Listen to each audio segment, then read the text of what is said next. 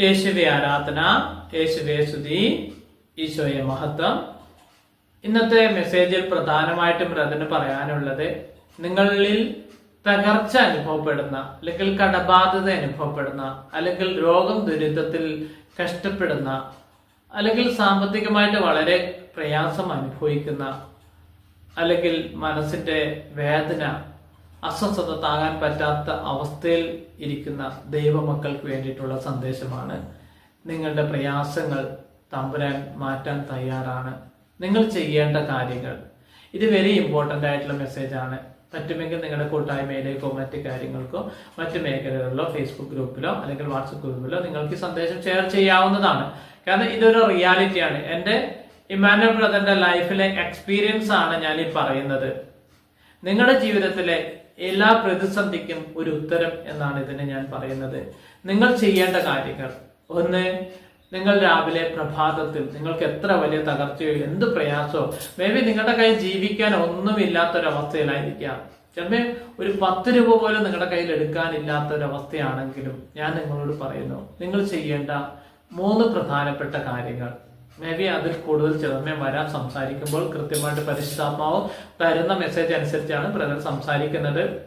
അപ്പോൾ നിങ്ങൾ ചെയ്യേണ്ട പ്രധാനപ്പെട്ട കാര്യങ്ങൾ, നിങ്ങൾക്ക് എത്ര തകർച്ചയുണ്ടോ, okay, don't worry, leave it. നിങ്ങൾ അതിനെ കുറിച്ച് ആലോചിക്കേണ്ട. നിങ്ങൾ ദൈവത്തിന് വേണ്ടി കുറച്ച് കാര്യങ്ങൾ ചെയ്താൽ ആ ദൈവം നിങ്ങളെ ആ തകർച്ചയിൽ നിന്നും, ആ ആത്മഹത്യ ടെൻഡൻസിയിൽ നിന്നും, ആ പ്രതിസന്ധിയിൽ നിന്നും, ആ രോഗത്തിൽ നിന്നും, ആ ദുരിതത്തിൽ നിന്നും, ആ പ്രയാസത്തിൽ നിന്നും സംരക്ഷിക്കുമെന്ന് ബ്രദർ ജെന്യൂനായിട്ട് 100% എന്റെ ലൈഫ് എക്സ്പീരിയൻസ് വെച്ചാ പറയുന്നത്. ഞാനെന്ന വ്യക്തി ഒന്നുമില്ലാത്ത പൊടിയായി തീർന്ന സമയത്ത് ആരും സ്വന്തമെന്നോ ബന്ധമെന്നോ മാതാപിതാക്കൾ പോലും തള്ളിക്കളഞ്ഞ് ഉപേക്ഷിച്ചു. സ്വന്തക്കാരെല്ലാവരും ഉപേക്ഷിച്ചു. ഓക്കെ, ഈ ലോകം മൊത്തം ഉപേക്ഷിച്ചു. ഞാൻ വളരെ മോശമായ വ്യക്തിയായി എന്നെ പ്രഖ്യാപിച്ചു. അപ്പോഴും ഞാൻ ഈ ലോകത്തിലെ ജീവിതം മതി, അവസാനിപ്പിച്ചാലോ എന്ന് ചിന്തിച്ച ഒരു വ്യക്തിയായിരുന്നു.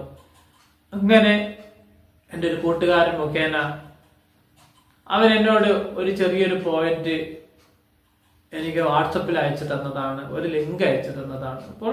അപ്പൊ ആ ലിങ്കിലൂടെയാണ് ഞാൻ ഒരു യാത്ര തുടങ്ങിയത്. അങ്ങനെയാണ് ഞാൻ ദൈവത്തെ കണ്ടുമുട്ടിയതും ഇന്ന് സന്തോഷമായിട്ട് ജീവിക്കുന്നത്. അപ്പോൾ ആ മരണത്തിൽ നിന്നും ദൈവത്തിന് എന്നെ സംരക്ഷിക്കാൻ പറ്റിയെങ്കിൽ നിങ്ങളെ ഓരോരുത്തരെയും സംരക്ഷിക്കാൻ പറ്റും. ചെയ്യേണ്ട കാര്യങ്ങൾ, ഞാൻ വന്ന വഴികൾ ഞാൻ നിങ്ങൾക്ക് പറഞ്ഞു തരാൻ ആഗ്രഹിക്കുന്നു. ഒന്ന്, അന്ന് തകർന്ന് തരിപ്പടായി ഒന്നുമില്ല, ഒരു ഗതിയും പരഗതിയും ഇല്ലാത്തൊരവസ്ഥ. അന്ന് ഞാൻ ആദ്യം